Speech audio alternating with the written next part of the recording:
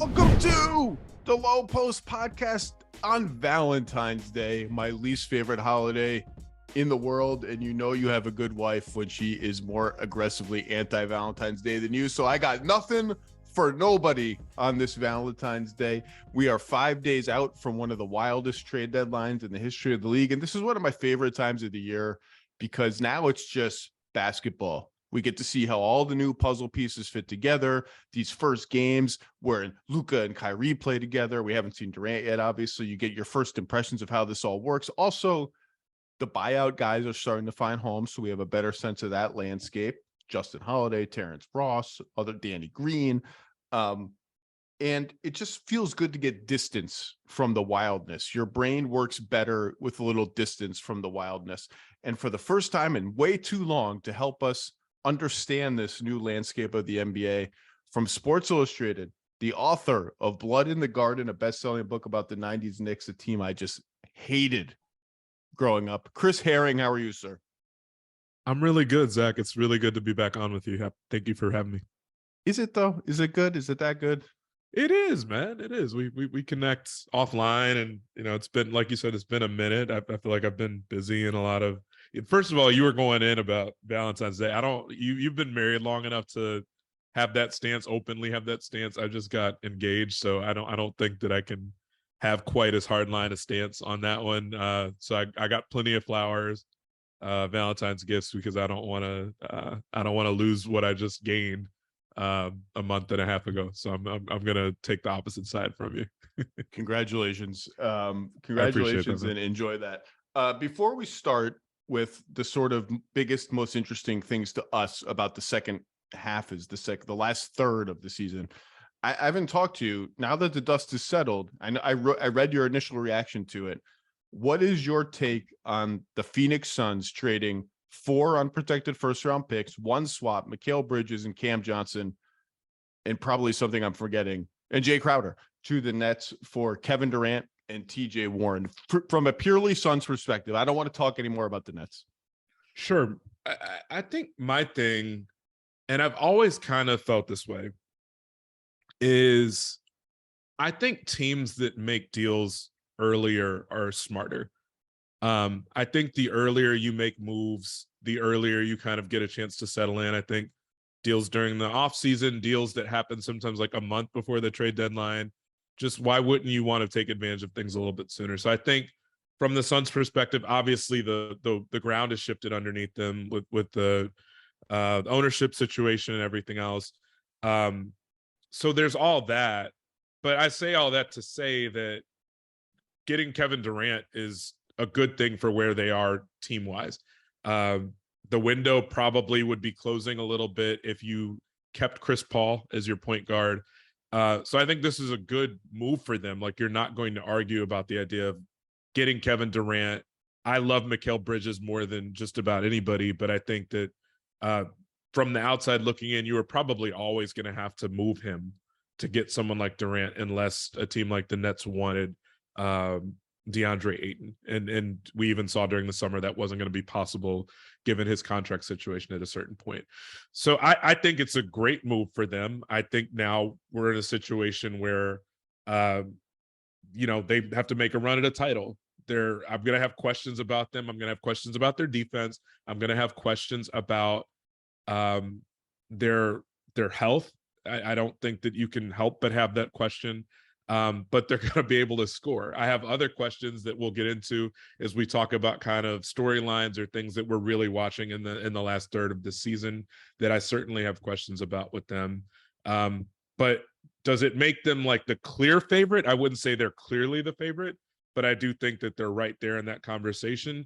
And after a Game 7 shellacking at home last year, after them not quite having enough to finish the finals the year before that, this is the best you could ask for, is to put yourself back firmly in that conversation. You want to have someone like Kevin Durant there to kind of help with some of the things that went wrong last year. So I think it's a great move for them. And I think that you hate losing Mikal Bridges, but you kind of had to do it, in my opinion. I don't like losing Cam Johnson either. He's good too. Yeah, I don't think absolutely. they're the clear favorites overall. In fact, I'm not sure that they're even the favorites overall, with Boston and Milwaukee just keep steamrolling people right now. I do think 5 days out now, having sifted through the rubble, I do think they're probably the slight favorites in the West. I think I would probably take them over Denver in a 7-game series, and these other teams with people getting injured. Zion's out for longer, Steph's out Yeah. again. The Clippers, we'll see what they get with Plumlee and Eric Gordon. I just think with all these teams kind of scuffling around, I think the Nuggets are the one team you have to look at first, and I think I would pick them over the Nuggets. Here's where I come down on it. I think these mortgaging the future trades to this degree are generally riskier, and the downside more likely to hit than people think, in the exuberance of, oh my God, we got this guy. Mhm. And the history of these trades is that the downside is more likely to hit than you are to win a championship. And this is a championship or bust trade. You have to win the title when you make a move like this. That said, when you have Chris Paul at 37 years old, and you're not good enough. And I don't think they were good enough. I think they knew, despite the fact that they were playing well, I think they were 9-2 That's coming into the point. trade deadline. Mhm. They weren't going to be good enough to win 4 playoff series, particularly the way Chris has been so up and down this year. By the way, as you would expect at age 37 with Exactly. miles and injuries on him. You have 3 choices. Number 1, trade Chris Paul and just sort of retool, take a step back to take 2 steps forward. They didn't want to do that. Maybe they did. Maybe they did. I don't know. They didn't do that. There was reporting that they were open to that they were at least looking into it, right? Before that whole thing. We'll see. We'll see what happens with Kyrie in the summer. Like, that just doesn't. Can't do it now. Can you? No, I don't think you can do that now. So let's just move it on. The second option is, they had this deal that they were working. It was a 3-team deal, reportedly, with the Pistons and the Hawks, which the reporting is accurate. That would have gotten them John Collins. And that's the middle way. Would have gotten them John Collins without trading anything from their rotation. That's the middle way. We're like, okay, we're really good. Let's get one more guy and try to really elevate ourselves into, we can win 3 or 4 playoff series. They decided that team, the middle way team, just wasn't going to be good enough. And I honestly can't fault that decision. And so that leaves you with option 3, which is go all in for Durant. And even as I say that the downside of these trades, let's just call it the 2013 Brooklyn Nets downside, is more likely to hit than you are to win the title. Even as I say that, and even as that downside is more painful than all the other downsides that are possible, the reality is all 3 of those paths, the trade Chris Paul path, the keep all our assets and make a small upgrade path, and then we have all our optionality and flexibility going forward, that path and this current path, they're all unlikely to lead to a championship. Right. No path is likely to lead to a championship. And so I respect taking the highest reward, highest risk route of those 3, because it sounds cool to be like, we got all our assets and we got all our picks, we could still pivot going forward. And maybe that path is safer. The cushion at the bottom, if it falls out, is probably a little higher. But I'm not this path. You are now the favorites to me in the Western Conference. You have Kevin Durant. The caveat here is going to be, the question here is going to be health, because this is a team where sometimes guys get hurt and you're like, well, James Harden pulled his hamstring, Kyrie landed on somebody's ankle or landed on somebody's foot. This is like, Chris Paul's hurt in the playoffs every year already. Kevin Durant hasn't played more than 55 games in 4 years. He's hurt now. He's had the same knee injury 3 times, I think. Like, if one of those guys gets hurt in the playoffs, no matter how it happens, almost, the Suns are not going to be able to say, oh my God, who could have predicted this? Who could have seen this coming? But I do think their depth is going to be good enough. Their bench has been like rugged and tough all year. You add TJ Warren to it. Torrey Craig, who's starting, has been good, but like Damian Lee's been good. Campaign's coming back shortly after the All-Star break. Their backup centers have been good. Josh Okogie's been like outrageously good for them. Wainwright's hitting shots. They just got Terrence Ross. I think they're going to have enough. So that's my and by the way, the underrated part of this, you mentioned him. DeAndre Ayton is not some throwaway player. How do you feel? Where are you on the Ayton discourse? Well, I'll say this, and maybe it transitions us into kind of the larger conversation we're going to have on this pod. I didn't say him by name, but that's exactly who I was talking about. I think is the idea of I think he's one of the most interesting players in the league right now, given this trade. I think that there's a couple ways of parsing it. You can look at him as, wow, this is a hell of a guy to have as a third, a fourth option offensively. Certainly, one of the better big men in the league, a guy that has gotten to spread his wings a little bit offensively. And just like Mikal Bridges kind of saw his efficiency taper off a little bit because of it with all the injuries. How involved is he in this offense at this point? It kind of puts a little bit of even more on the shoulders of Chris Paul to kind of make sure that everybody can stay happy. Of the guys we're talking about, Durant is going to get his opportunities. Devin Booker's going to get his opportunities. Chris Paul probably doesn't mind as much if he's not shooting as much because those guys are getting shots. Ayton strikes me as the guy that kind of cares about that would care about that. Maybe I'm just off base with that. Maybe it doesn't matter as much when you're winning at a high level, which is some of what we've seen the last couple of years. Just between the kind of, if you want to call it a standoff with him and Monty Williams, maybe that's too strong of a word. He just kind of strikes me as a guy that it could come into play. It could matter. Do you get the exact same effort from him defensively if he's not as heavily involved offensively, which would be understandable if he's not, given who they're going to have on this team. So he's someone that I could see thriving and just getting better looks because of the inability to really go and help on him in the post. But I also really, really wonder what's his level of involvement going to be offensively with this new look offense that they're going to have. I think the Ayton discourse has taken a turn too far toward the what he isn't discussion, what he doesn't do. And for sure, there has been some well-documented frostiness between DeAndre Ayton and Monty Williams, and DeAndre Ayton and other important people within the Phoenix Suns. Like, it's not just Monty Williams. When DeAndre Ayton catches the ball in traffic, spins away from contact, and misses a jump hook, you can sometimes see the other players be like, dude, again, can you just go up strong and get fouled? Like, please, you average 3 free throws a game. You're 7 feet tall and you're giant. Can you get to the line a little more than that? All of that said, I think it's a huge deal that he's still on the team. And obviously, you're not going to trade him and Bridges and Johnson, so somebody is going to be on the team. This dude is 24 years old. He's averaging 19 and 10. There aren't very many big men. We might be able to count them on one hand. There aren't many 7-footers who can chase ball handlers at the arc on the pick and roll, who are comfortable getting in a stance, moving their feet. The puppies, like Perk says, we're the puppies, and protect the rim and deal with Nikola Jokic in the post well enough that it's not a 5-alarm fire every time he touches the ball. And he proved he already did that in the playoffs. And look, I don't know all the details of why there's been tension between Ayton and other people within the Suns. I would hope that the possibility of winning the whole thing and a deep playoff run, just everybody organically starts rowing in the same direction and supporting each other and patting each other on the back. He's 24. The fact that he and Booker are in their mid-20s gives them some protection, even if things go right on the back end of those draft picks. And I don't really care what his role. He might care what his role is.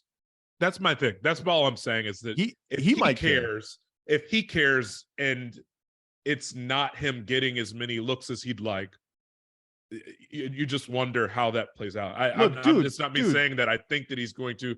It's me saying I don't know. I would hope that he doesn't, for the sake of, like, you probably have become the favorite out of the West, which, given where they were, that should be all that matters. I would think. I would hope. So here's my message to DeAndre Ayton. These 3 other dudes, one's an MVP, one of the 12 to 15 greatest players of all time at worst. One is the point guard. The other guy was on the MVP ballot last year. we're not throwing the ball to you in the post, man. Like, it's just not going to happen. If we do, it's probably because you have a switch, and you better punish the switch. I don't want to see these fadeaway jumpers over guards. Like, do something productive with the switch. Number two, you're averaging 19 a game in the NBA, the National Basketball Association. That's pretty freaking good. You set screens for those three dudes. This is the greatest collection of pick and roll ball handling on one team, I think, in the history of the NBA. I think if we went back and looked at every team, we're in the spread pick and roll era now, obviously. I don't think there's ever been this much pick and roll ball handling on any team. You are going to walk in to 18 points a game. Just, you're going to screen, you're going to move toward the rim. The ball's going to be in your hand and be like, oh my God, I can just dunk. Like, you're going to walk into 18, which means on some nights you're going to walk into 25. Just be happy, do your job. You have a max contract. End of DeAndre Ayton discussion. You were at the first game Luka and Kyrie played together. They are now 0-2 as teammates, 2 high-scoring losses, one to the Kings and one last night to the Minnesota Timberwolves, with Anthony Edwards and Jaden McDaniels like freaking Venus flytraps at the end of the game, enveloping Kyrie and Luka as they played hot potato with the ball. That came after Kyrie had an absolutely outrageous fourth quarter scoring explosion of 20-something points. Initial impressions of the partnership. Yeah, man. I mean, it even before they partnered up, man, those first quarters with Kyrie without Luka playing were 40-point quarters too. And I saw a couple of those. I mean, I'll put it this way. They can score. And I don't know that was ever going to be a question, but I want to caution people that are looking at what's happening with them in the 0-2 start, saying, oh, see, it's not going to work.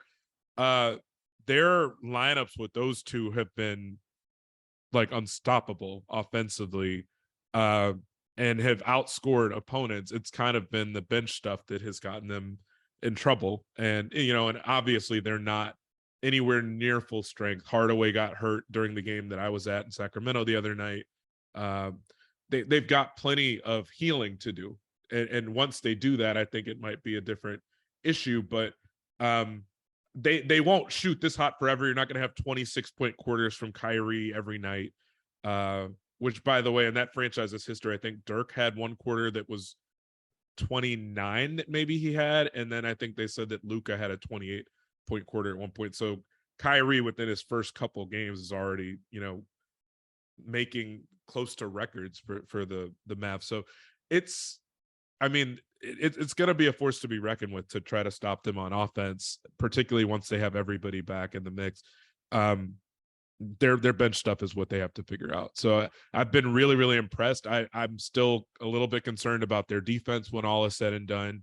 Aside from even just their bench, I think that, good offenses, good teams are going to be able to take advantage, I think, of Luka and Kyrie being out there at the same time. But the flip side of it is just as true. How do you stop two guys like that? The open shots that they're going to get. I think really when we watched that possession last night, that as you said, the Timberwolves just shut down. It was one of the most impressive defensive possessions I've seen with just two people in a while. Those two still need to learn how to play off each other. I think they probably will. In that instance, it looked like they were just standing too close to each other. And really kind of doing the Timberwolves, as good as that defensive possession was, doing them a favor by not spreading the floor a little bit more, probably trying to have a two-man game, but just being too close together. And but I'm really intrigued by what I've seen the first few games. I don't know how you couldn't be, in light of just how dominant they've been offensively. Yeah, more Tim Hardaway Jr. and more Maxi Kleber when he comes back will mean less Theo Pinson and less Jaden Hardy, and that's probably good for the Mavericks. Though Jaden Hardy has had his moments. There's been a lot of Jaden Hardy, but I do enjoy watching him when he's on fire. Yeah, I mean, the West is just loaded, man. I know they're 0-2. They lost both these games. Offensively, you're not going to stop them. Like, you're just going to hope they have a bad shooting night and you score like gangbusters on them. And they've been a bad defensive team all year after being a good one last year. And like you said, they've barely scratched the surface of playing together. They're not really playing together in a cooperative sense. Just them being out there together is obviously enormously powerful on its own. I looked it up on Second Spectrum this morning.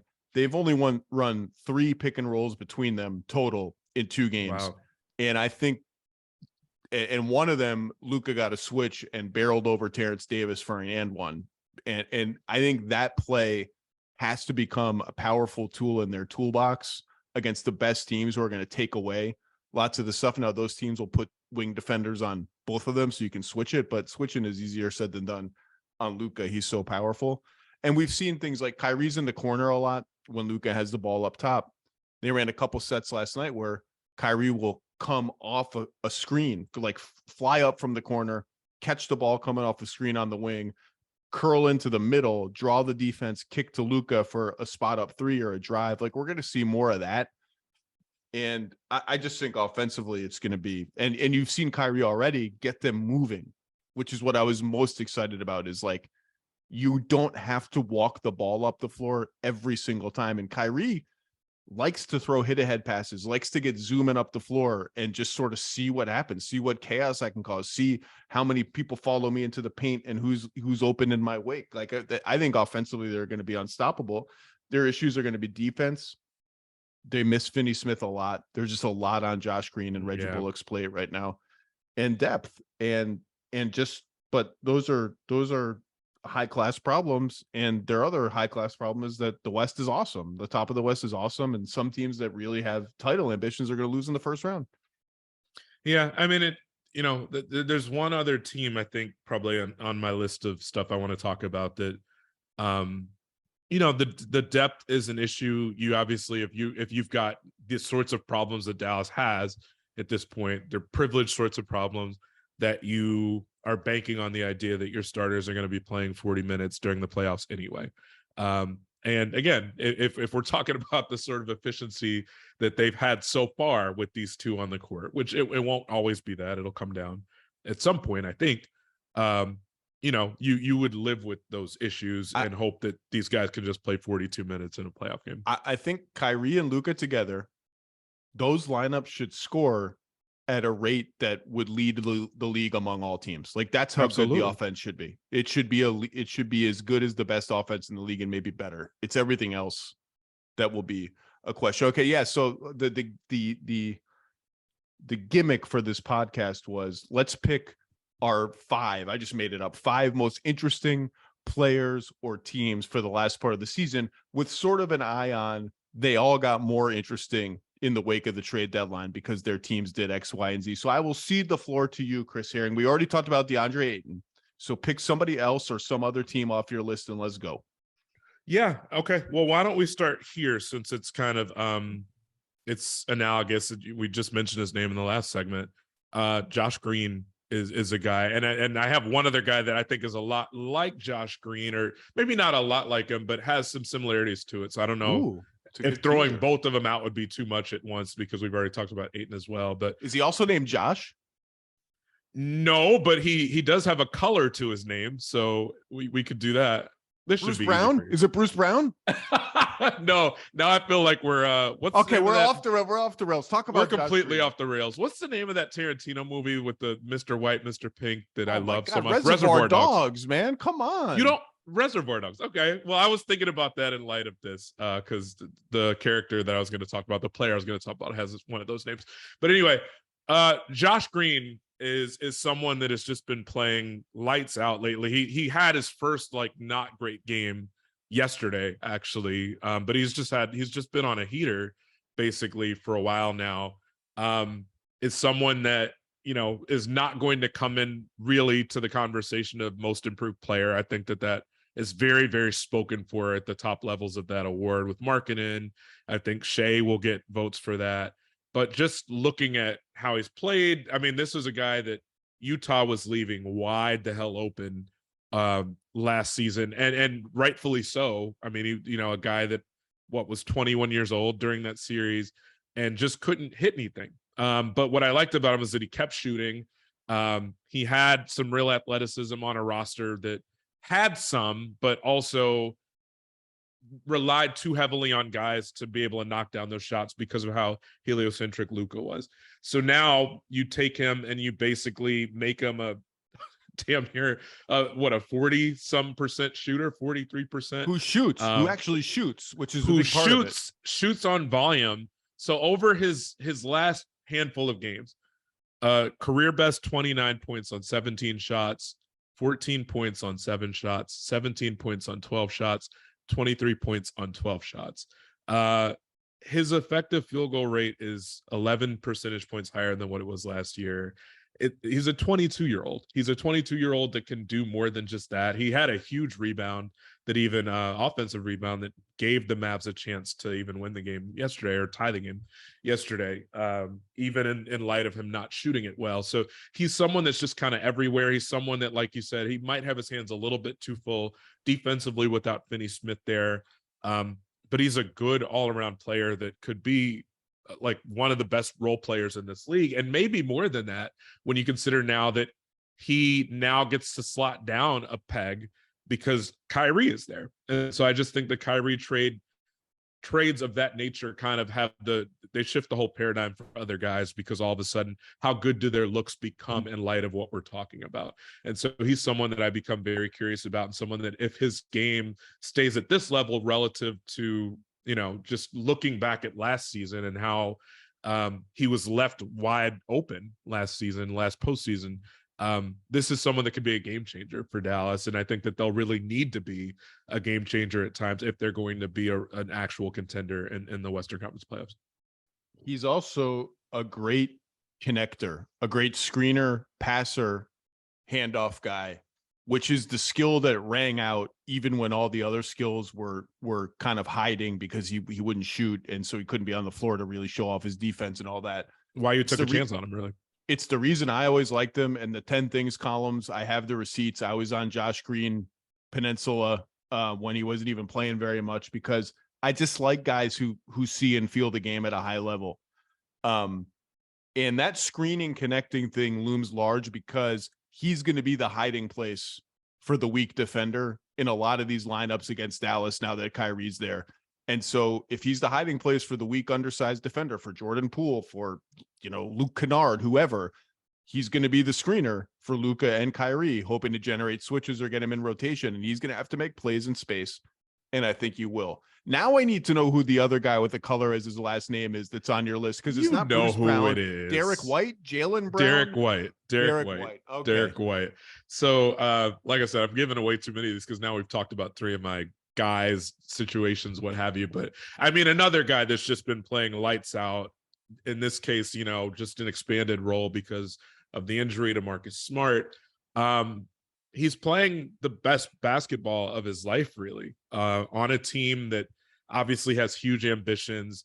He's getting more playmaking opportunities, but he's now developed into such a good shooter recently that I feel like it's opened up even more for him, where obviously this is a team that at its peak, when it's whole, has multiple guys that can kind of do whatever they want from one play to the next, whether it's Tatum or Brown. When you look at White, though, him shooting the ball this well and him being in position that he's in now is so often now I feel like I watch him and he's already on the move before he catches the ball. And so, if you're just kind of dead on your feet, or if you're just standing straight up, he zooms past you. And then at that point, you've got the whole defense in scramble mode and recovery mode, and he's throwing a lob. By the way, what you're saying about catching the ball with a running start is not an accident. Number one, he's an incredibly high IQ player. I love Derrick White. Everything I just said about Josh Green applies doubly for Derrick White. Right. Number two, they teach that in San Antonio. Manu Ginobili was the king of that, being on the move when he catches ball. It's not an accident. It's a little basket. And Quinn Snyder brought it to Utah. A lot of the Utah guys do it. It's not an accident. It's a skill that you learn. And why they wanted him in Boston, why it's no mistake that Ime Udoka would have, certainly probably been one of the loudest ones about wanting him in Boston because of a skill set like that. But it's just, you have so much more ability to use it, a skill like that, and really like an IQ like that, when your shooting is top notch, and when you're starting to put down your threes and your jumpers, because at that point, it's very easy for a defender to be flat-footed because he doesn't want for you to get off an open shot. So he has to protect against that, but he also doesn't want to see to drive, but that might be the safer thing to let go of, really. So he's just been fantastic lately. Another guy that, can play really, really good defense, does play really good defense. And a guy that I always like, I don't like guys getting hurt, but the one thing I like when other people get a chance to step up while someone is hurt is the idea that is improvement and skill and stuff that you can kind of take with you for a big playoff run. Derrick White was obviously really impactful last postseason too, but even for him, it looks like he's taken a step forward. The guy's been averaging more than 20 a game, 5 boards, 5 assists over his last 9 games, 50% overall from the field, 47% from 3. If you would ask me at any point in the season, would Derrick White be averaging more than 20 a game for 9-10 games, I probably would have said no. This is a team that has so many guys, but again, when some of them are hurt, who steps up? And he's obviously done that in a really big way. You know what else he'll do? You bring some soft ass into the lane and he will swat it back in your face. He is a rim protector as a guard. Here's the other thing. Guy too. Derrick White's a very good all-around player. Yes. The only question is, and this is why he's on your list, he's shooting 39% from 3. It's a career high. We saw it in the playoffs last year. When they get into the second round of the playoffs, if he misses 5 in a row, what's going to happen to him? Is he going to stop shooting? Is his confidence going to get shaken? Because you have to keep shooting. And his minutes dwindled when he hit slumps. And then when he would start shooting again, I think it was game 6 in Miami, he almost won Boston that game by himself shooting threes. They just need him to shoot. And the question is always going to be just sort of his default mode when he gets into a slump is to become the Josh Green, Ben Simmons, just get off the ball, handoff guy. And by the way, Ben Simmons, I've do reached we have the to point, talk about him? I just want to say one thing. I've now reached the point where the only thing I feel now is empathy, because this is what's happening with Ben Simmons is just sad. He played 13 minutes last night. I think he had 2 points, and they benched him after a couple turnovers late in the game, which is that seems to happen every game. He's almost Brooklyn's 3rd string center now, behind Claxton and Day'Ron Sharpe sometimes. Let me repeat that. Ben Simmons is sometimes the Brooklyn Nets of Brooklyn, their 3rd string center. It sucks. It sucks as a basketball story. The guy's an all NBA level player, and he's not even looking at the basket at any point in the game other than if he can catch a lob. It's just very, very sad. And I hope he rediscovers the confidence that made him who he was, because it's beyond criticism and analysis. And if you're taking, what is a Schadenfreude, if you're taking Schadenfreude or whatever in him, then it's even beyond that. And meanwhile, also on my list, maybe we can talk about them later. Who would have ever have thought that in February 2023, Markelle Fultz would be a more productive player than Ben Simmons? Of the 2 Sixers #1 draft picks who forgot how to shoot or never knew. Looking really good, though. Looking really good. It's a highlight play every night for him. Every night. Yeah. The Magic are 17 and 14 in their last 31 games with a top 10 defense in that span. Their starting 5 with Gary Harris in place of Bol kind of makes sense. They look like a regular basketball team now, and it's been a very good lineup for them. I think it's like +5 per 100 possessions. Isaac has come back, and I mean, look, I don't know what he'll be on offense. Some games he's a little too thirsty to take jump shots. Other games he's kind of uninvolved. That dude is an absolute menace defensively right away. Again, guarding. In last night's game in Chicago, he guarded Levine, DeRozan, and Vucevic, all of them as the primary defender. Something is clicking into place there with Fultz as a viable starting point guard, Banchero and Wagner, Franz Wagner as a really good young forward combo. And it's beginning to translate into wins. Their defense has been a little lucky in terms of shot making by the other team in the last, 30 games, but they're a solid defensive team. They do a lot of the fundamentals well. They play good players. Now that Cole Anthony's back, he missed last night's game. They play him and Suggs together in the backcourt. Suggs is wildly up and down, but he's almost never overtaxed as a ball handler. I don't love what I've seen from him. I don't really know what he is on a good team because he's not a point guard. And he doesn't shoot well enough to play off the ball. He's kind of a chaos engine. but they're on my list because it might be too late for them. They are 24-34. They're 4 games in the loss column, back of 10th. Their win over Chicago last night did kind of feel symbolic given the trade that they made a year and a half or 2 years ago.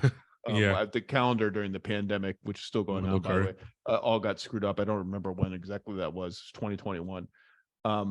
Felt symbolic in that sense. And my God, the Bulls. Yeah. Okay. Do you have any Magic thoughts before I mean, just some. There was so much to like about them even last year. I felt like that for a good chunk of the season, they had the most efficient lineup in the league, and it was their starting 5. And that was with Suggs really struggling. And so there were a lot of things to take away from that, where I think so often just record wise, and just, I think you say Orlando Magic over the last X number of years, and the average NBA fan, I think, just kind of tunes out because they're like, oh, they're trash. They don't, what are they doing there? It's just a bunch of guys that you're hoping, develop into something at some point. But they have enough interesting parts, and they've had enough young players that have shown flashes, that have shown more than flashes, quite frankly. They've just been good for a while. Franz Wagner has been good the entire time he's been in the league. Banchero has been the rookie of the year the whole season, in my opinion. It hasn't really been all that close. By the way, Banchero, some people look at the stats and they're like, well, he's not shooting that efficiently. He's shooting 30% from 3 and blah, blah. If you watch the games, he's so far and away their guy. This guy is a dude. He's going to be really good. And he's going to be a multi-time all-star, period. Right. Yeah. And you take that and you look at Fultz defensively. They've been solid for a while. They've been good now for, like you said, for really they're a good defense. The Magic are just legitimately a good defense. So I mean, they're a team I'm excited about, in the same way that you could look at Oklahoma City early this year, I would say even parts of last year, and just watch them and say, they've got some skills here that really aren't normal. For Oklahoma City, I would say it's the fact they have so much ball handling on that team. And they have, like, the make of that team. They also have a lot of size, and that's without even having Chet Holmgren out there. Regardless of what picks they'll get this year. I don't even know what all picks they have coming this year, but that they could really hypercharge this thing pretty quickly is kind of the way it feels. And there's elements of Orlando's spot now that make me feel the exact same way about them. So where they could be in a playoff race a year from now, if they develop enough, if they truly want to be. And so that's kind of how I feel about them. Well, they're going to have cap space this summer. We'll see how they use it. They did continue their tradition of trading ballyhoo draft picks for literally nothing. I mean, it kind of slid under the radar that they picked Mo Bamba 6th and traded, I think 6th or 5th, I don't know, whatever it was, and traded him 6th and traded him for Pat Beverly, who they then immediately waived. So they traded Mo Bamba for nothing, just like they traded Maurice Harkless and Shabazz Napier for nothing. That didn't end up mattering all that much, but just a thing. I think they're going to be under real pressure to win next year, because this whole cute rebuilding thing, and our previous incarnation was this cute 42 win one game in the playoffs and bow out thing. Like, it's time for them to do some winning. The Bulls, Chris, if I told you that we got to the 57 game mark of the season and the Bulls had the 7th best defense in the NBA, if I told you that in October, hey man, just so you know, the basketball gods came to me in a premonition and said the Bulls are going to have a top 8 defense in the NBA 57 games in, you would have probably said, wow, they're going to be like 30 and 20, even better, 35 and whatever the math is. They're 26-31 with the 7th best defense in the league, because their offense is completely unwatchable. They're 24th in offense.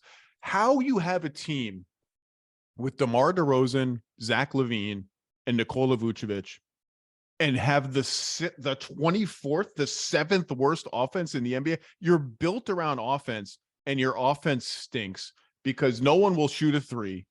Even Vooch will just pitter pat the ball around half the time. No one ever gets an offensive rebound. It's like it's freaking illegal for the Bulls to get an offensive rebound. I half want them to just start Derrick Jones and use him as a screener just to get somebody going toward the basket other than Zach LaVine on a wild drive that might end in a make, but also might end in a turnover. Their playmaking is they're a well below average passing team. DeMar DeRozan has improved his playmaking a great deal. He's not a lead playmaker. He's just not, and nor is LaVine. Desumnu is overtaxed as a point guard. Yes, they've missed Caruso lately. He never shoots ever. His usage rate is like he's guard PJ Tucker. And yeah, all of these issues, everything I just said, let's see, they need a guy who can pass and shoot lots of threes and generate lots of threes for other people. Lonzo is all that. Lonzo Ball is all that.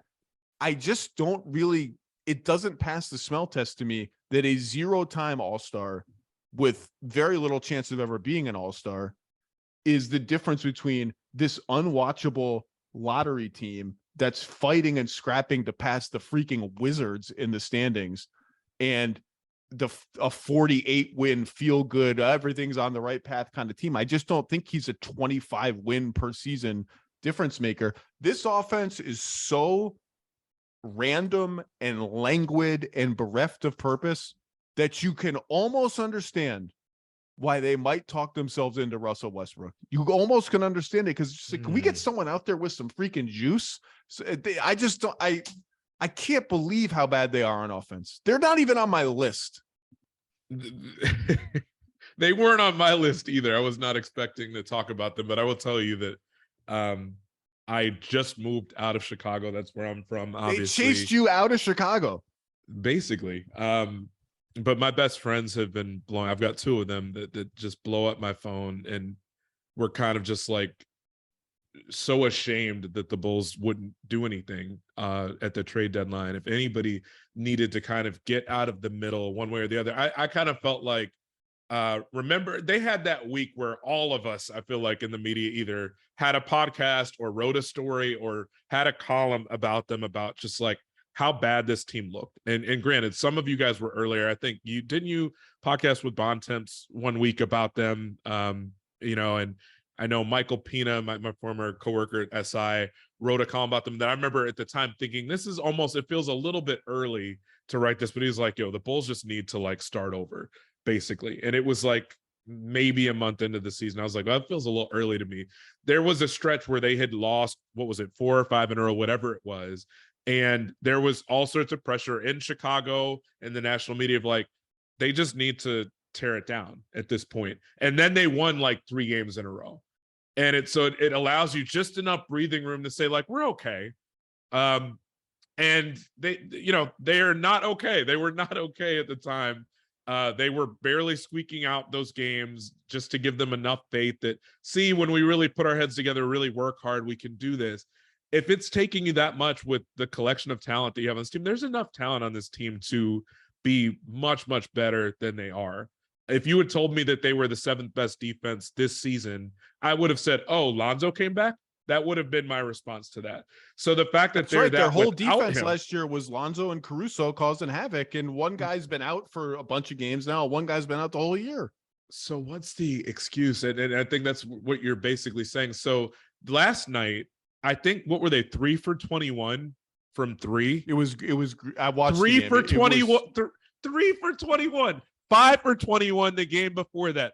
5 for 26 the game before that. By the way, 7 for 35. 6 for 22. These are their last 5 games. They have made what I'm trying to do quick math there. 13, 20. They've made 26 threes over their last 5 games. You get teams that hit that many in one game, maybe a game in the first 2 minutes of the next game.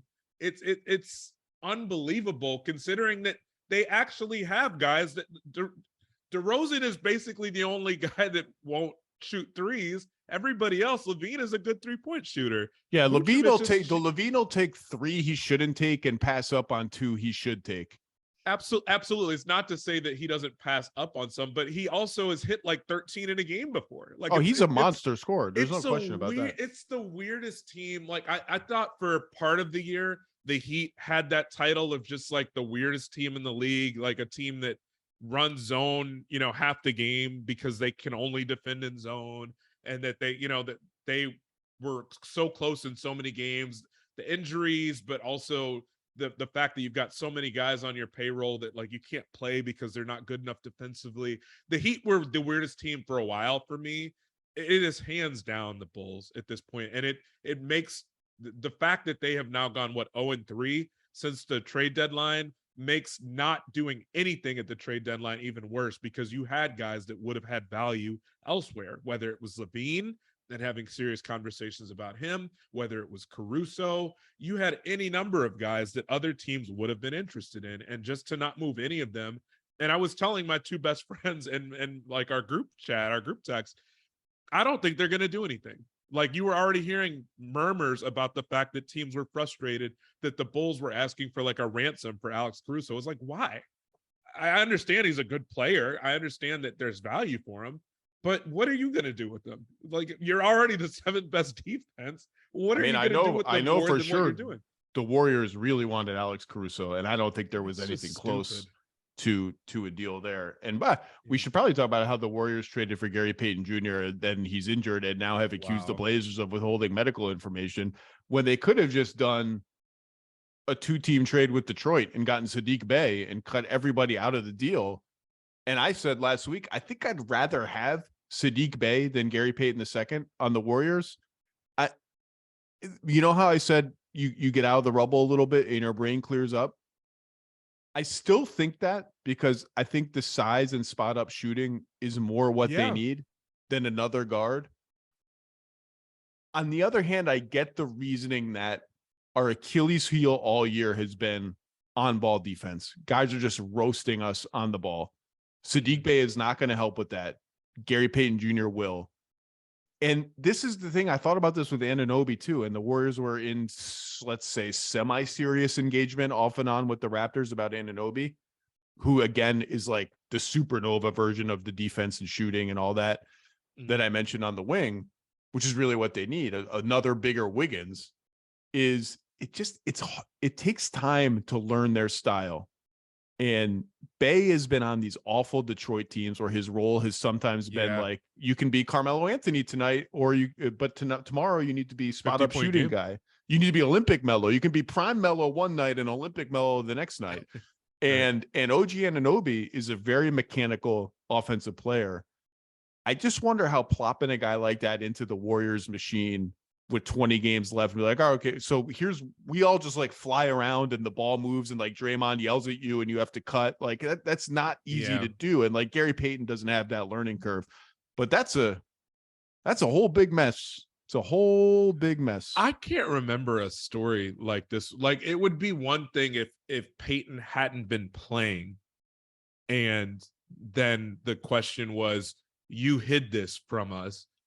The fact that he can play on it, if it's because of having drugs to help you get through it, or if it's just that he's okay enough to play through it, I just can't remember seeing an accusation. It's just strange. And then stranger in some ways, because it's like, well, what are you going to do? Not do the deal and bring James Wiseman back at that point? Like, it was just odd all the way around. And I feel like the other reporters that were in Sacramento for those Kyrie games and everything else, we were all just kind of like, can you remember a story like this? Because we all were so thrown off by it. And I'm also, to your earlier point about Sadiq Bey, I can't remember if it was Woj or Shams or whoever had the initial report that he was going to, initially it was like he's going to, the Warriors have made a trade for Sadiq Bey was the first thing. And then you realize it was being broadened out to more than that. And he was being rerouted. My first thought was like, oh, that's a really interesting trade for Golden State. Like you said, maybe not a perfect fit, but you could see the logic if you were adding him to your roster. If you're Golden State, it's a young player, a guy that would make sense to bet on, that is having a down season shooting the ball, a guy that has the frame, you'd think, to be a better defender than what he's been. It wasn't like a weird trade. I thought that trade made a bit of sense for them. And so the idea of, like you said, if it was just a 1-to-1 as opposed to being the bigger 4-team deal that now, was thrown off by everything. It was just very, very odd. Yeah, I was told emphatically over the weekend there is no unwinding this deal. Like, it's just too big, it's too complicated, and too awkward to bring these guys back into their teams and be like, hey, you, Yeah. hey, big guy, Yeah. sit down over here. Can we go? Can I make a pick now on my Please. list? Have you made any yet at this point, or is it just me? I've sort of just injected my Orlando Magic love and other things into it. So that wasn't one of your picks either. No, Orlando was on it. Orlando's on my Oh, okay. list. Okay. My Go list ahead. is like 17 people long. Like, Russ is on my list. We hit that. Sadiq Bey is on my list. We hit that. Anthony Okay. Davis is on my list because the Lakers just keep losing. And it's like, you're Yeah. kind of running out of time, dude. You're 4 games out of the freaking 9th seed now. Anyway, I think this is a natural point to talk about the Blazers, who are on my list for sure, are 28 and 29, 27th on defense, 27th. The 3 teams below them are actively trying to lose games. 5th on offense. And at the trade deadline, just leave aside the mess of Payton. You wanted to know, like, okay, are they going to be buyers, sellers? If they're trying to win now around Dame, how aggressive are they going to be? Well, out went Josh Hart, a starter who has all of a sudden, he's lit the world on fire. The fact that Josh Hart and Matisse Thybulle hit 8 combined threes last night has to be one of the most insane. Fans of either team that just had them have to be like, where the hell was this? Anyway, out went Josh Hart, out went Gary Payton II, excuse me. Prized free agency acquisition. We need more athleticism and defense around Dame. Goodbye, you're gone. In came Thybulle, unrestricted free agent. Cam Reddish, unrestricted free agent. 9 million second-round picks that God knows I'm not going to keep track of. And a lottery-protected first-round pick from the Knicks, and owned by the Knicks, not one of their extra poo-poo picks, that converts to a whole pile of second-rounders if they don't get it this year. In the aggregate, that looks to me like we're sellers, but we kind of don't want you to think we're sellers because we brought back some intriguing young stuff here, but we're not really going that aggressively this season. And it just raises the possibility of, like, Jeremy Grant's a free agent. They're either going to bring him back or lose him for nothing. If they bring him back, they have no realistic avenue to cap space in the foreseeable future. They have another small guard combination that can't defend. They have a giant question mark long-term at the center position, even though Nurkic is signed for long-term. His play has kind of been this year. And it's just like, are they just kind of hoping that Simons and Sharp like develop way ahead of schedule in time for Dame to not be 37 years old? Which is maybe not unreasonable. Are they hoping to catch lightning in a bottle with another draft pick and like under the radar free agency acquisition, and we keep Grant and Sharp and Simons, and then another free agent leaves in the Western Conference, and all of a sudden we're kind of like, hey, we're back in the conference semifinals mix again? What are we doing here? Yeah, I'll be honest. Like, I honestly thought the trade deadline day that the Gary Payton trade, him being involved in a trade, not just a trade, but one to go back to the Warriors, was like one of the most eye-opening things, because I'm like, okay, I understand that he was hurt might still be hurt now given what we're talking about, but I understand he was hurt. I understand that maybe for what Portland was giving him, that, maybe you felt like you didn't quite get enough there. But if your team is struggling to this extent on defense, that you rebuilt your whole team seemingly around the idea of having athleticism and having speed and having defense on the wings and big wings and stuff like that, and some youth injected into that, what are you doing getting rid of him? Not just getting rid of him, but him going back to his old team that just won a title. So that was, it was a little bit confusing. And let's be honest here. Like, this is a team that has always wanted to make sure that they avoid the tax. It's still a small market team relative to the teams that we think of as big market teams. I need to get out of this rhythm because it seems like he is very destined to want to stay there. But my first thought whenever I look at kind of the sort of deadline that the Blazers had in light of where they stand right now is like, what does this mean for Dame? It just doesn't, there doesn't seem to be a clear path for how they get past this other than what you said, which is just to kind of hope that these guys develop really, really quickly. And Simons had already taken a leap. And so we all Simons know that has taken a leap on offense. Defensively, it just doesn't work. It's not going to work. That's what I'm saying, is that there's already been a leap to where he's been pretty much what you could ask for, about what you could ask for offensively in this time frame. I don't know that there's a leap coming defensively. If there is, great, you want that as soon as possible. But I just don't know that the make of this team, and that's with Grant having played so well to where they want to pay the guy now, basically. He's been really good. He's been great. So that's where I'm saying I don't know what to make of it, because if he's been great and the other stuff has just kind of been the other stuff, and sure, you could point to injuries here and there, but I just don't, given what we're saying about Nurkic too, I just don't know where it's supposed to come from with this team. And they've shuffled the deck plenty now over the last year, obviously after McCollum and everything with that.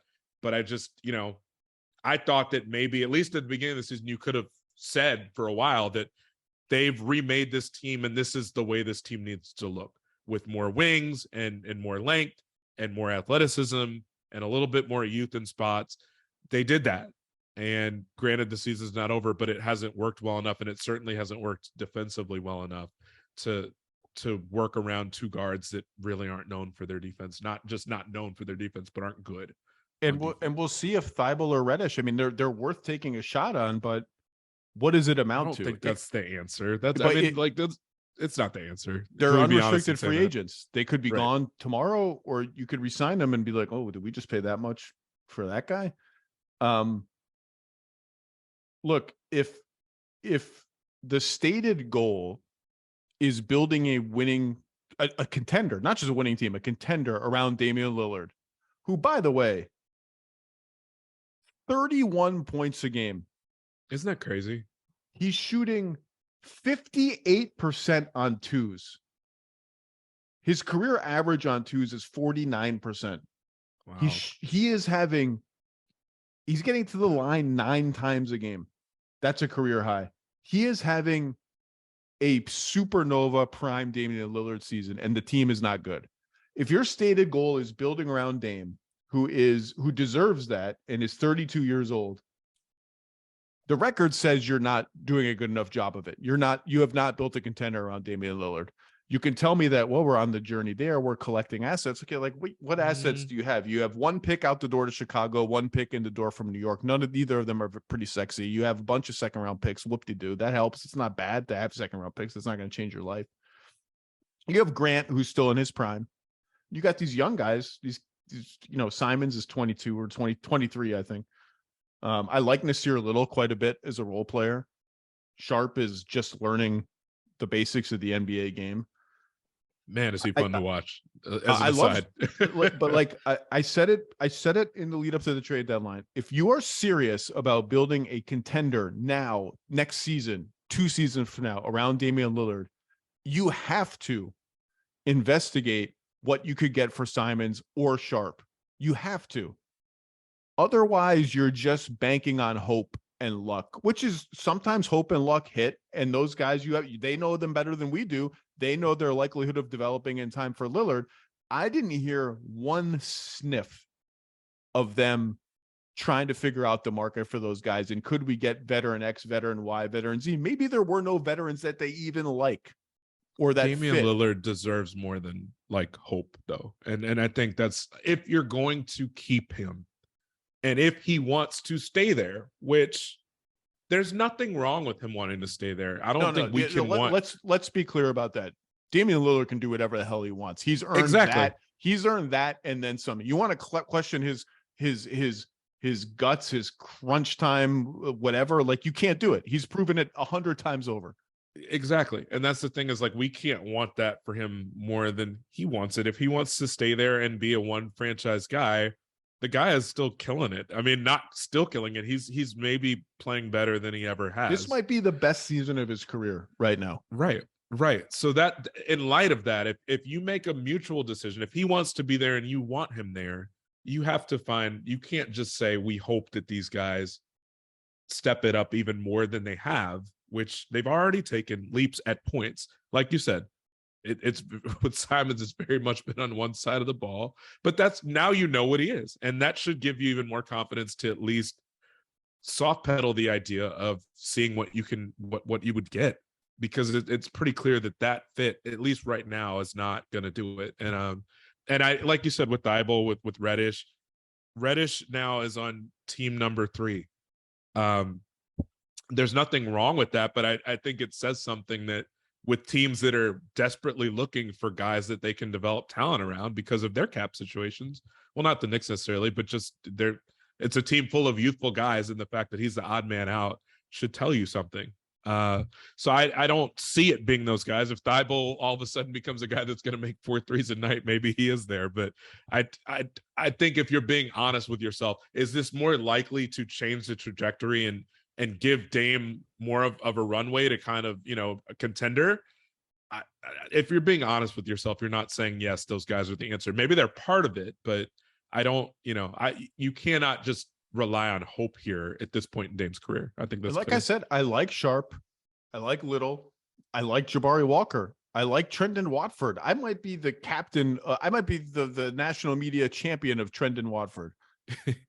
All those guys will get better. They're all young. They'll all develop. You can try to make these smart trades on the fringes that kind of cascade into like a bigger move. It's just hard to hit singles over and over and over again and have it somehow lead to like a collective home run in the aggregate. It's hard to do that. And I just don't. My favorite Portland stat, by the way, that kind of epitomizes their team.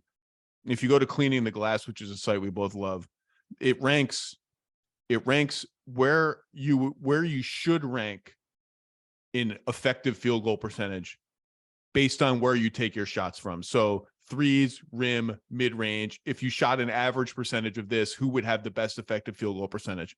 On offense, Portland ranks number 1. They have the best expected effective field goal percentage in the league because they take a ton of threes and shots at the rim. On defense, they rank last. They allow the worst shot profile. That's hard to do. That is hard to do. And have the best one on offense. Okay, I'm going to give you 2 more quick ones. Ready? From my list. Because it's near and dear to your heart, and it dovetails from Portland. Just a quick one. Something a guy that I'm watching. RJ Barrett. When is it time to start thinking about, okay, so what exactly is this guy that we just paid all this money to? And I think we all agree, like, RJ Barrett's good. We like RJ Barrett. He defends well. He's tough. He can defend across multiple positions. He's shooting 33% from deep. Now he's been better since a very cold start, but 33% is 33%. It's in line with his career. Nobody guards him out there. He's shooting, I think, 47% on twos. He's sneaky. All this stuff about his 3-point shooting. He's never been a great 2-point shooter from anywhere. And it's clear now, when the Knicks traded for Josh Hart, I thought, well, at the very least, they'll give him Deuce McBride's minutes. Is that enough to trade a first-round pick for? It's clear now that they traded for Josh Hart as a message to Grimes, to Barrett, to maybe Toppin, to whoever else. Like, dude, if you're not playing well, we got another guy who can come in and close games for us. Yeah. And I'm just looking at RJ Barrett. I'm like, I don't know what his job is with Randall and Brunson dominating the ball. Mm-hmm. He's a good secondary ball handler. He does all that stuff pretty well, and maybe he can beat up a mismatch now and then. But at some point, he's got to start making more shots. And this Josh Hart trade is not aimed at him necessarily, but has already begun to infect his minutes, which already Grimes was chipping away at in crunch time. Zach, he might have had, for him, he had one of those stat lines at halftime yesterday where it was just zeros across the board. No rebounds, no points, no assists. That was one of the worst games I've seen him play as a Knick. Now, I know everything takes on a different tenor when you get the contract he just got. But it becomes one of those things at a certain point. I was of the opinion when they were trying to trade for Mitchell that, as we all learned at some point, they included him in offers for Mitchell. But my question for the Knicks, if they had gotten Mitchell, was like, what happens to RJ Barrett? Because at that point, if you don't get rid of Randall, which I don't think they were going to be able to at the time, you were going to have Mitchell, Brunson, Randall, and Barrett as a fourth option, which you generally don't pay that kind of money for a guy that you're going to make a fourth option at this point in a team's life cycle. So I was kind of concerned about, like, what does his role look like on a team like that? They didn't get Mitchell. So at this point, he's more of a third option, but you don't want him to be a third option with the kind of efficiency he's always had. You were hoping that getting a legitimate point guard would help him. You were hoping that you'd get more consistency out of him. And really, this season has been consistent in the way that he's always been consistent, in that he always starts seasons extremely slowly. His October and Novembers are always horrible. And then he has kind of like a supernova 2 weeks, and then he cools back down a little bit and kind of levels out. But his game last night, including one possession, there were the last two games now, there's been a possession where he had a one-on-one matchup on the left wing, and Obi Toppin kind of crept under the rim and was pointing up because he had a wide open alley-oop that RJ Barrett just didn't see. And Obi Toppin looked like he was ready to throw a tantrum because he's never been that wide open before. Then there was a possession last night where that was 2 games ago, right? I saw that game, and yes. I think you could even read Obi Toppin's lips on the replay saying, "Throw the lob, man." Yeah, because I mean, it was just everybody could see it, but RJ, which when you press a little bit, you wonder if guys are just, or when you press and you're a third or a fourth option, that some guys just are going to feel like, I just need to get a shot here. I need to find my shot here.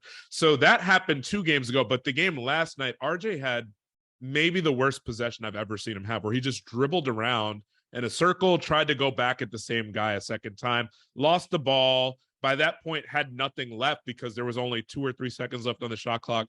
Kind of took a fade away from, the top of the key, 20 feet out, not quite a 3, and like back rimmed it, after it hit the back. It was just a horrible shot. And again, this came at a point where he basically had not scored.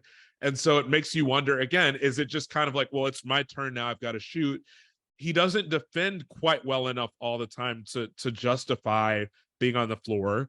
He's not shooting well enough to justify being out there when you've got somebody like Hart that plays hard constantly, that is a good defender, that rebounds, that is great in transition. And you've got Grimes, like you said, there's. Well, so the other guy, go ahead. The other guy who's bitten into his minutes, and frankly, for 2 months now, has just been a better player than Barrett, is Emmanuel Quickley. And we've seen Tibbs be pre-Hart trade close games with Brunson, Quickley, Grimes over Barrett. It's just like, and it's crazy. You look at it, he's averaging 20 a game. It just does not, it is the quietest 20 points in the NBA. Yep. Like, you just don't feel like, oh my God, a big scoring. And I know tons of guys average 20 now. 20 is still a lot. It just doesn't feel like, oh my God, RJ Barrett's out there. I'm really worried about him. Right. And so it's interesting that you bring him up. I'll use this as an opportunity to get into one of my last guys. I thought about putting Barrett out there. The guy that I chose to take, and maybe it was like kind of too much of a cutesy pick, was Mitchell Robinson. Just because now the team, Hart looks like he's going to be a fit. Even if night to night he's not getting 27, which he's not going to, he fits that team really well. I thought it was a home run trade for the Knicks, by the way. Mitchell Robinson, they still have not been good defensively without Mitchell Robinson. They're now 13 games in, I think, without having him. They're 7-6 in those games, but they're essentially the 5th worst defense in the league. Whereas before he got hurt, they were the 11th best defense in the league. So they're giving up 120 points per 100 possessions without him. So, and it gets back to what you were saying earlier about one of the teams you were talking about, where it's like the only teams beneath them, essentially, with the exception of maybe Utah, are teams that aren't really trying to win. So I just think he's huge here, from the standpoint of this is a team that if Hart is the fit that he looks like he is going to be for this team, if he allows you to be able to pull guys from the rotation with recourse, that you could actually pull Barrett, that you can pull Grimes, that you could pull these different guys, that if they're having an off night, Hart can soak up their minutes. If Hart is having an off night, you can use one of those other guys to replace him and actually be able to do it meaningfully. The team has the makings of like a pretty good team. Brunson has been fantastic for them. He's averaging 33 a game or whatever it is since not making the All-Star team. He was already good before that, by the way. Just a really tough year, I think, with Halliburton in the year he was having to not make it. And by the way, Harden didn't make it either. But I mean, between Brunson being a legitimate all-star, whether he's on the team or not, Randall playing the way he has, and the fact that you've got good defenders and you've got good role players on this team, that's without a guy that can put you back into the idea of being a top 10 defense, who is efficient when he actually does get shots, one of the most efficient players in the league. They just become really intriguing to me if they get him back and he's like a top level Mitchell Robinson. I'm very intrigued to see what the Knicks are capable of. I think they can win around, certainly. I'd be curious to see who they get matched up against, certainly. But it's a team that I would not really want to play if even half these guys are playing at their top level. If it's Brunson, Randall, and Hart, if it's Brunson, Randall, and Mitchell Robinson, if it's Brunson, Hart, and Robinson, that's a team that has some offense and some defense, and it's a team that I would not really look forward to playing. Yeah, the matchups are going to be fascinating in the East. We know who the top four are going to be. Cleveland has very quietly won 7 games in a row. They're a team I've got on my list too, by the way, to talk about. A lot of the statistical models have them flip-flopping with Philly into the 3rd seed because of how easy their schedule is and how hard Philly's schedule is, which obviously changes the complexion of 2 of the first-round series. The Knicks are currently 7th, 32-27. The Heat are 6th, 32-26, so a game ahead of the Knicks in the loss column. The Hawks are 2 games back at 29-29, just hawking around. And then the wild card is Brooklyn, who's 33-24 and has a pretty big cushion to stay in the top 6. Has now lost 2 straight, and sort of the first feel-good win, the sheen of like, all the stars are gone, like this is so fun, the Nets are fun again, has kind of worn off, and like, maybe they're gonna fall out of the top 6, even though they have this cushion. That's gonna be the same way Utah did, by the way. It's like it's a more defense-oriented version of Utah, quite frankly, of what they were to start the season, where they had all this offense, they were fun, they were in first place, and it's like it typically runs out after a while. And I'm curious to see what happens, but I don't expect them to stay there. Do you? I'd have to look at their schedule. The cushion they have is meaningful, but it's dwindling already. And they have a lot of rotation questions. They played 12 guys in the first quarter the other night. It's hard to do that. Can we go to my last one? Please go ahead. And then I'll stop wasting your time. You're not wasting. My last one, and honestly, I saved the best for last. I think this is one of the most interesting situations in the NBA. The team is the Minnesota Timberwolves. Okay. Which one did you pick? And the player is Karl Anthony Towns. Okay. Wow. The Wolves are now 30-29 after winning last night in Dallas. They are, I believe, a game or 2 above 500. 31-29, excuse me. I think they're 2 or 3 games above 500 without Towns. They have one of the pluses of their unbelievably wackadoo trade for Gobert is that when Towns got hurt, they had an identity just ready-made to pivot into. Okay, spread pick and roll. Gobert plays the 4. Last night they started. Gobert plays the 5. Last night they started Taurean Prince next to McDaniels, Edwards, and Conley and brought Slow-Mo off the bench. And Slow-Mo has been unbelievable all year. Like, that works. That's a team that makes sense.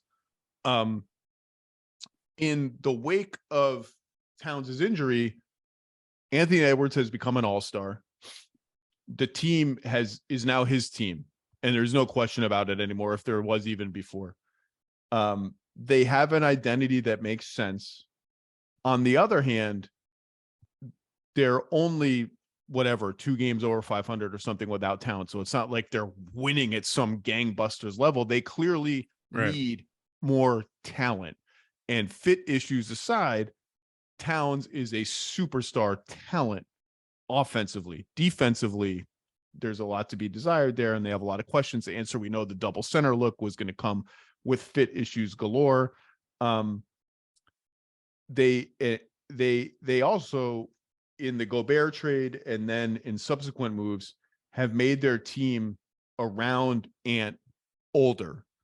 And boy, oh boy, I don't remember a trade that's a bigger vote of no confidence in any player than them dumping D'Angelo Russell and being like, we'll just take this aging caretaker point guard because he knows he's good.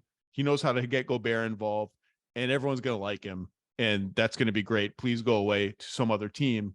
And like one of Towns' closest friends too. That's like one of the reasons they got him. And that was after he improved meaningfully after a incredibly slow start to the season too. But their young core is now Anthony Edwards, Jaden McDaniels, and like what exactly? And it could have been Anthony Edwards, Jaden McDaniels, Walker Kessler, and every draft pick and every pick swap and all that stuff. And it's not. Walker Kessler alone would have been nice. But they've, for all the joking about the trade and how crazy it was and how much we dislike it, Gobert has settled in and had a nice season for them. He hasn't still found his peak defensive level, but he's been good. And their defense has been excellent with Gobert on the floor, like the league best levels when Gobert's been on the floor. They have a bunch of good players who fit together pretty well, and they are 15-8 in their last 23 games. That's a good record. Like they've settled into being a good team without Towns. And again, that's not saying they're better without Towns. They don't need Towns. They need more talent, more shooting, more scoring, more all of it. You just wonder about the fit. And when he comes back, this is a very, very big moment for him because I think they have glimpsed this other reality and probably are thinking to themselves, well, he does become trade eligible in the summer. I can think of one. I can think of one way to get all our draft picks back. And I know other teams are certainly like, all right, let's go down the next disgruntled superstar list or available superstar list. Who could it be? Well, that's one candidate.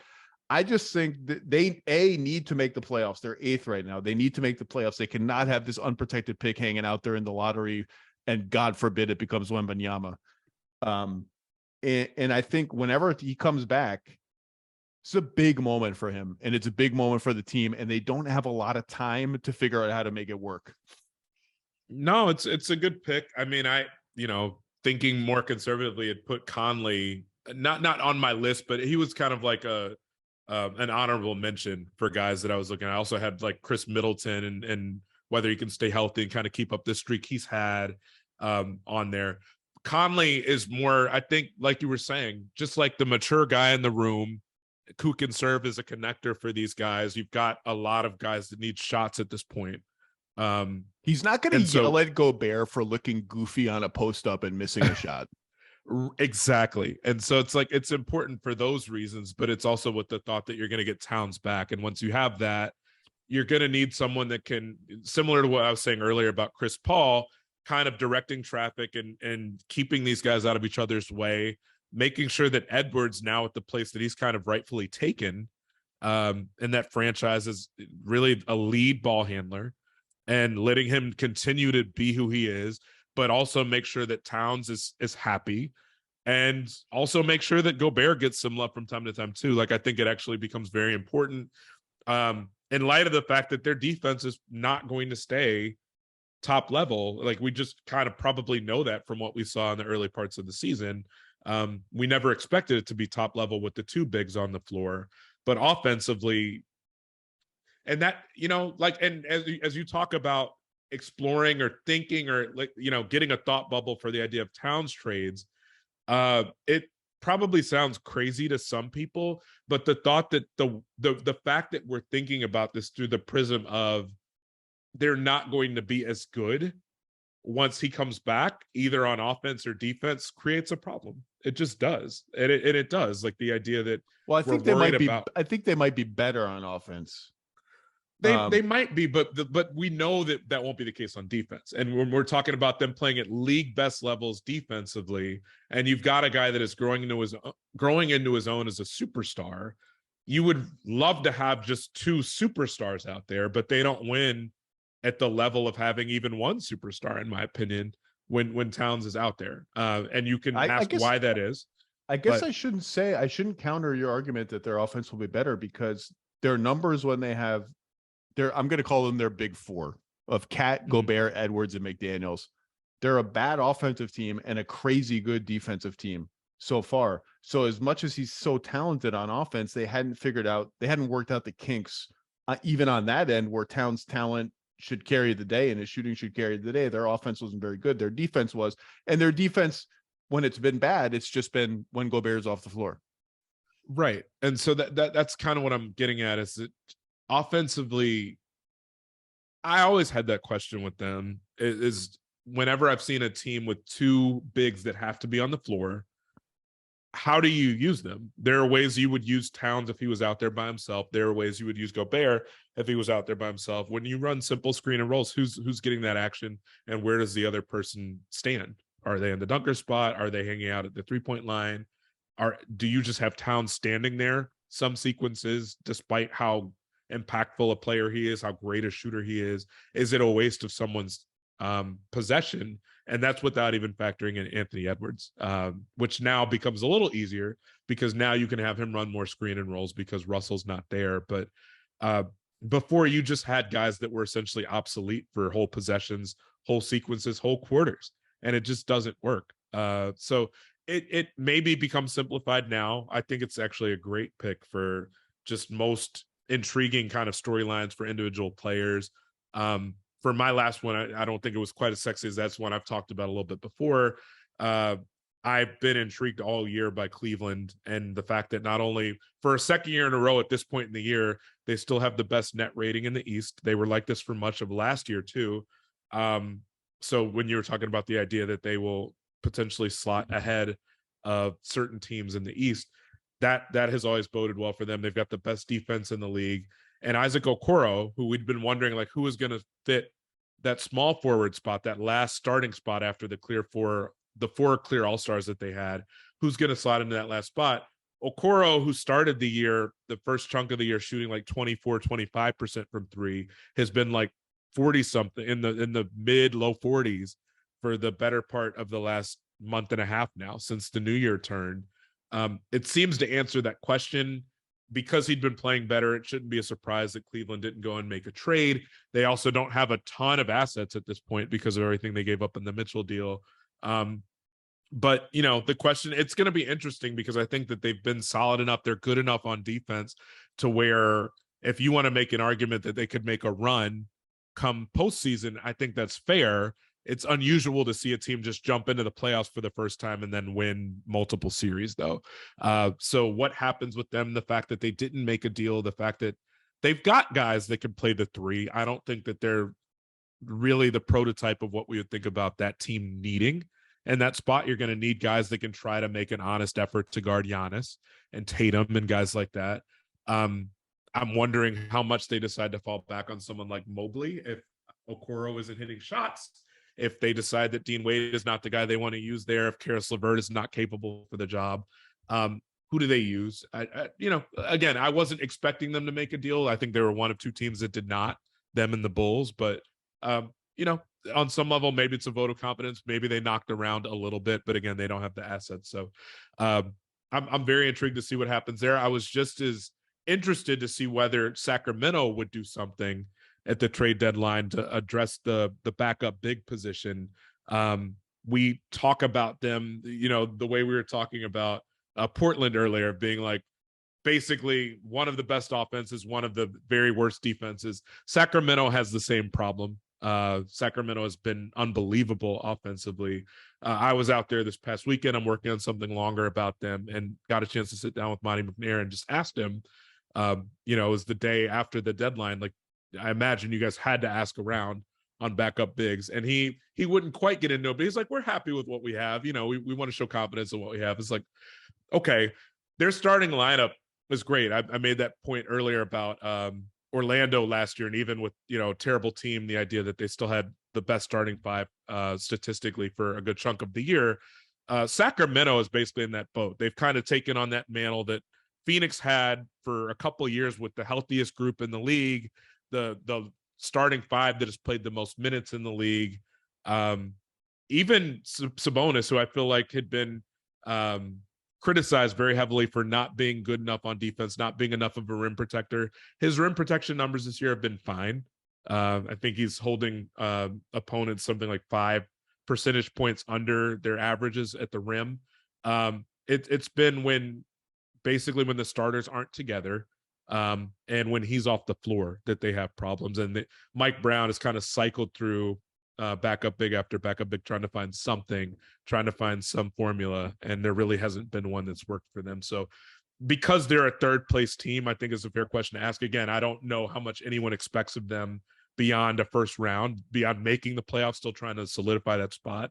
But, you know, they are a third place team in a competitive West. So it was interesting to not see them make any move there.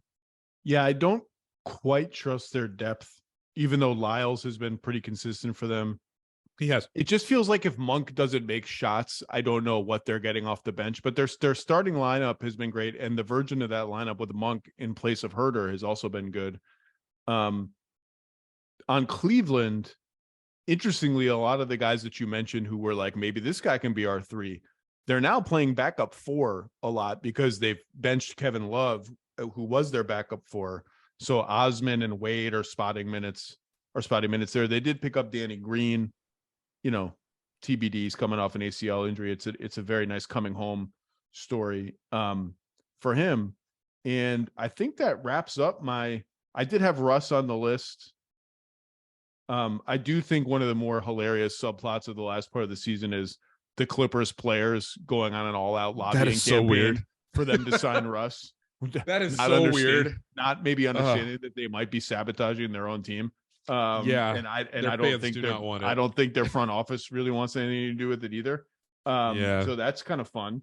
A guy that played in the same arena, by the way, you know, that like same city, same arena and everything. And it's like, did you not just see what just happened with the team that shares your building? But Dylan Brooks was on my list. Apologies. Dylan Brooks was on my list too. Who I forgot to mention in my sort of Western Conference contenders that the Suns need to be concerned of thing. Obviously, the Grizzlies are number 2 in the West. We all know that, Grizzlies fans. We all know I love the Grizzlies. All right, Chris Herring, you got to go. Catch your newsletter every Tuesday. It comes out. Sign up for it. You'll be a smarter NBA person.